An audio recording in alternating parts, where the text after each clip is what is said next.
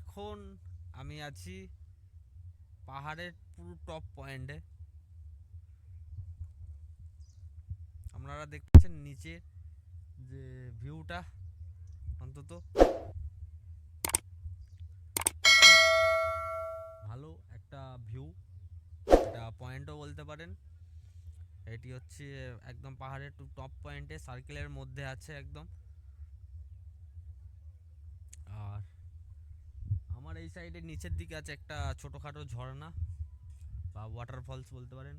পাহাড়ের সেই উঁচুতে উপত্যকাটা দেখতে পাচ্ছেন, ওই পাহাড়টা, এই পাহাড়টার থেকে নয়, এটা ওই পাহাড়টা আরও বেশি উঁচু বা অনেক ঘন জঙ্গল।